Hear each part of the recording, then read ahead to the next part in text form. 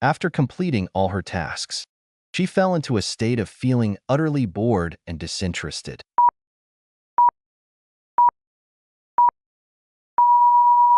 Option B. Boredom. The elder monk was known for his advice, always offering wise and insightful solutions.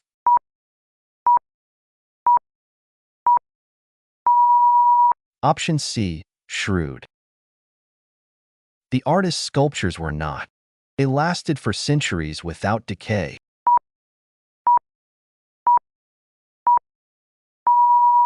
Option A. Permanent. His behavior made it difficult for others to predict his actions. One moment he was cheerful, the next he was sullen.